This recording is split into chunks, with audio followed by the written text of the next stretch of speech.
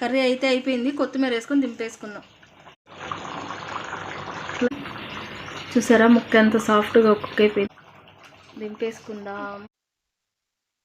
Nellore special చేపల పులుసు అయితే చేసేసుకుందామా? హాయ్, హలో, నమస్తే, welcome back to our channel అపురా తెలుగు వర్క్స్. ఎలా ఉన్నారండి అందరూ? నేనైతే చాలా బాగున్నాను. ఈరోజు నెల్లూరు స్పెషల్ చూసారా ముక్క ఎలా ఉందో. నెల్లూరు స్పెషల్ అథాంటిక్ స్టైల్లో 100% నెల్లూరులో ఎలా చేపల పులుసు చేస్తారో అదే రకంగా మీకు చేపల పులుసు అయితే చూపించేస్తారు. ముందుగా చేపల పులుసు ఎప్పుడు చేయాలన్నా కూడా ముందుగా చేయాల్సింది ఏంటి అంటే చిన్న గిన్నెలు, ఇరుకిరుగ్గా ఉన్న గిన్నెలు తీసుకోకూడదు. చేపల పులుసు చేయడానికి ఎప్పుడైనా సరే కొంచెం వెడల్పుగా ఉన్న దబ్బర్ని తీసుకుంటే ఆ ముక్కలు అనేవి విరిగిపోకుండా నీట్గా వస్తాయి. సో మనం ముందుగా తీసి పెట్టుకున్న చేపల్ని నీట్గా వాష్ చేసి పెట్టుకోవాలి. చాలా టైం తీసుకున్నా కూడా నీట్గా వాష్ చేసి పెట్టుకొని తర్వాత మనం తీసుకున్న ఆ దబర్లోకి వాటినన్నిటిని సెట్ చేసుకోవాలి. అన్నీ ఇలా సెట్ చేసేసుకున్న తర్వాత ఏం చేయాలి అంటే ఇందులోకి ఉప్పు, కారం, పసుపు యాడ్ చేసి ముందుగా అయితే ఉప్పుని యాడ్ చేసుకుందాము. ఇలా ఫస్ట్ ఉప్పు వేయడం వల్ల ముక్కలకి ఉప్పు అనేది బాగా పడుతుంది. తర్వాత కారం అయితే యాడ్ చేసుకుందాము. మీరు ఎంత కారం తినగలరో అంత కారం యాడ్ చేసుకుంటే, పులుపుకి తగ్గ కారం యాడ్ చేసుకుంటే సరిపోతుంది. తర్వాత మనం కొంచెం పసుపు యాడ్ చేసుకోవాలి. తర్వాత ఒక ఆనియన్, మనం చేపల పులుసులోకి ఒక్క ఆనియన్ మాత్రమే వాడతాము. ఎందుకు అంటే ఎక్కువ ఆనియన్స్ వేసేస్తే అది తీయగా అయిపోతుంది కర్రీ అనేది. కాబట్టి ఒక ఆనియన్ తీసుకొని అందులో హాఫ్ మాత్రమే కర్రీలో వేస్తాము, హాఫ్ తాలింపులో వేస్తాము. ముందుగా చెప్పాను కదా, హాఫ్ని కట్ చేసి కర్రీలోకి రాగానే యాడ్ చేసుకోవాలి. మిగతా హాఫ్ని మాత్రము పోపు పెడతాము కదా, అప్పుడు యాడ్ చేసుకుంటే సరిపోతుంది.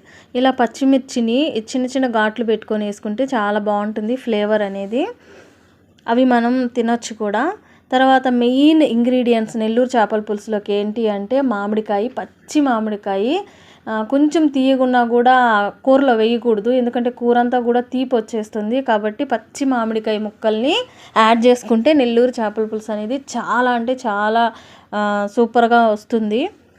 సో ఇవి కట్ చేసుకొని ఇవి కూడా యాడ్ చేసుకోవాలి. తర్వాత ఒక 4 పండిన టమాటాలని తీసుకొని మంచిగా స్మాష్ చేసుకొని ఇందులోకి యాడ్ చేసుకోవాలి.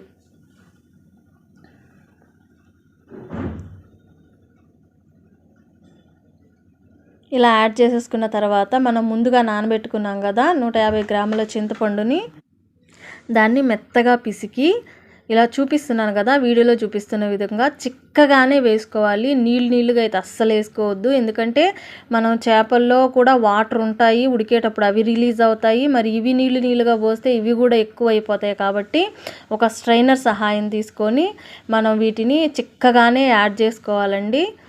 సో వీడియోలో చూపిస్తున్నాను కదా, పిప్పి అందులోనే ఉండిపోతుంది.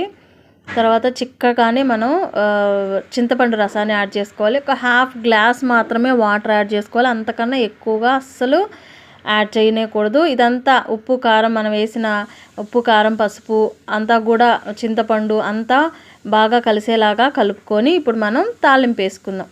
దానికోసం ఒక కప్పు ఆయిల్ తీసుకోవాలి. ఎందుకు అంటే చేపల పులుసులోకి మనకి ఆయిల్ కొంచెం ఎక్కువే పడుతుంది, ఉప్పు, కారం, ఆయిల్ కొంచెం ఎక్కువే పడుతుంది. కాబట్టి నేను ఇక్కడ ఒక కప్పు ఆయిల్ తీసుకున్నాను. మెంతులు అనేవి కంపల్సరీగా వేయాలి చేపల పులుసులోకి, అప్పుడు ఆ టేస్ట్ అనేది మనకి ఎన్హాన్స్ అవుతుందన్నమాట.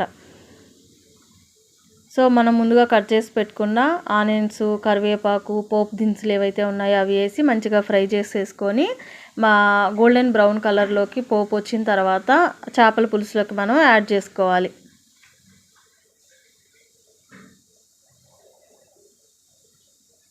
ఇలా యాడ్ చేసేసుకొని మొత్తం ఒకసారి కలిపేసుకొని స్టవ్ ఆన్ చేసుకొని స్టవ్ మీద పెట్టేసుకోవాలి. ఇక్కడ మెయిన్ పాయింట్ చెప్తానండి. ఏంటి అంటే మనం పొయ్యి మీద పెట్టుకున్న తర్వాత 20 నిమిషాలు ఖచ్చితంగా హై ఫ్లేమ్లోనే మనం పెట్టుకోవాలి. లేదు అంటే మొక్క అనేది మెత్తగా అయిపోతుంది. కాబట్టి 20 నిమిషాలు ఖచ్చితంగా హై ఫ్లేమ్లో పెట్టుకొని మిగతా ఒక 10 మినిట్స్ లో ఫ్లేమ్లో పెట్టుకుంటే మనం వేసిన పులుపు, కారం, ఉప్పు అంతా కూడా మొక్కలకి బాగా పడుతుంది. చూసారా 20 నిమిషాల తర్వాత బాగా ఉడికిపోయి సెట్ అయిపోయింది. ఇప్పుడు మనం కొంచెం లో ఫ్లేమ్లో పెట్టుకొని ఒక 10 మినిట్స్ ఉడికించుకుంటే ముక్కకి బాగా పడుతుందన్నమాట. మసాలా అంతా మనం వేసాం కదా, ఉప్పు కారం పసుపు పులుపు అంతా కూడా ముక్కలకి బాగా పడుతుంది. చూసారా 10 మినిట్స్ తర్వాత ఇందులో ఉప్పు సరిపోయిందో లేదో చూసుకొని ఈ టైంలోనే యాడ్ చేసుకుంటే ముక్కకి బాగా పడుతుందన్నమాట ఉప్పు. తర్వాత ముక్క ఉడికిపోయిన తర్వాత గంట అస్సలు పెట్టకూడదండి, ముక్క విరిగిపోతుంది. కాబట్టి చేతులతోనే అటు ఇటు తిప్పేసుకోవాలి. చూడండి ఎంత టేస్టీగా ఎంత కలర్ఫుల్గా కనిపిస్తుందో నెల్లూరు చేపల పులుసు. ఇక్కడ చూసారు అంటే ముక్క కూడా చాలా బాగా ఉడికిపోయిందండి.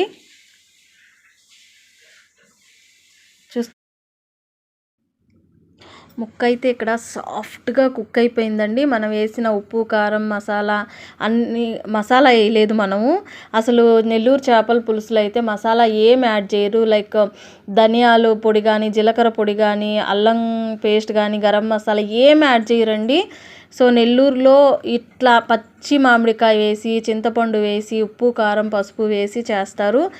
టేస్ట్ అయితే అద్భుతంగా ఉంటుంది. దింపే ముందు కొంచెం కొత్తిమీర యాడ్ చేసుకొని దింపేస్తే నెల్లూరు చేపల పులుసు చాలా అంటే చాలా బాగుంటుంది. వేడి వేడి అన్నంలో కానీ చేపల పులుసు వేసుకొని తిన్నారంటే ఇంకా అసలు అద్భుతంగానే చాలా అంటే చాలా టేస్టీగా ఉంటుంది.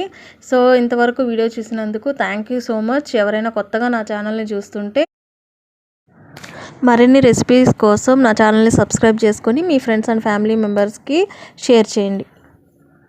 Thank you so much.